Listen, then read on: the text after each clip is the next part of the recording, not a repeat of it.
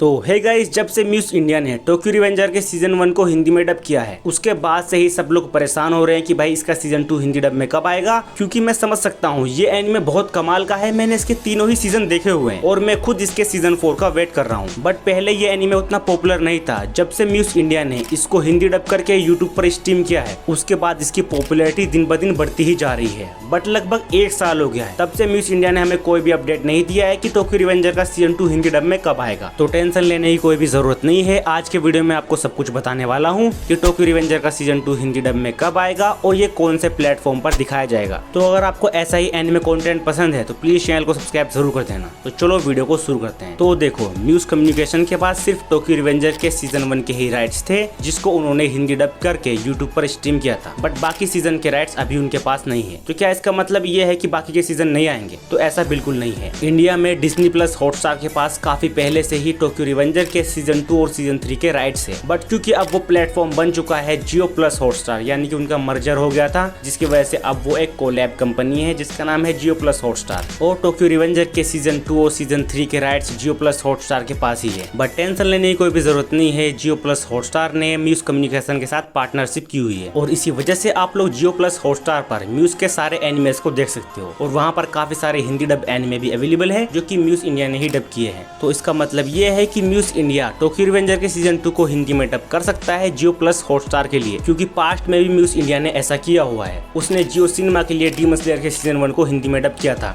और ये जियो सिनेमा वही है जो अब जियो प्लस हॉटस्टार बन चुका है। और सिर्फ इतना ही नहीं, म्यूज इंडिया ने काफी सारे एनिमेज क्रंची रोल के लिए भी डब किए हैं जिसके राइट्स म्यूज इंडिया के पास नहीं थे। देखो, म्यूज कोई छोटा मोटा नेटवर्क नहीं है, ये बहुत बड़ा नेटवर्क है। म्यूज इंडिया में काफी बड़ा मार्केट कैप्चर करना चाहता है, इसी वजह से उसके एनिमे सारी जगह पर अवेलेबल है, चाहे यूट्यूब हो, प्राइम वीडियो हो, MX प्लेयर हो, जियो प्लस हॉटस्टार हो, एयरटेल एक्सट्रीम हो या फिर वो कार्टून नेटवर्क इंडिया हो जो कि एक टीवी चैनल है। हर जगह पर आप लोग म्यूज कम्युनिकेशन के हिंदी डब को देख सकते हो। और ये सब एग्जांपल मैंने आपको इसलिए दिए हैं ताकि आप लोग समझ सको कि जो म्यूज कम्युनिकेशन है वो हर प्लेटफॉर्म के साथ काम करता है। तो इसीलिए अगर टोक्यो रिवेंजर के सीजन 2 के राइट्स उसके पास नहीं है तो इसका मतलब ये नहीं है कि वो फैंस डिमांड को नहीं सुन रहा है और वो टोक्यो रिवेंजर के सीजन 2 को नहीं दिखाएगा। देखो, सिर्फ आपको एक ही चेंज देखने के लिए मिलेगा। आपको इस बार टोक्यो रिवेंजर का सीजन 2 हिंदी डब में यूट्यूब पर नहीं बल्कि जियो प्लस हॉटस्टार पर देखने के लिए मिलेगा। और हाँ, अब मैं आपको थोड़ा सा आइडिया बता देता हूँ कि ये कब तक आ सकता है। देखो, अब तक कोई कंफर्म रिलीज डेट नहीं आया है कि भाई ये कब रिलीज होगा, बट जिस हिसाब से म्यूज कम्युनिकेशन अभी काफी सारे न्यू एनिमेज को डब कर रहा है, जैसे कि 100 गर्लफ्रेंड्स हो गया, फेरी टेल के new season, Hunter x Hunter,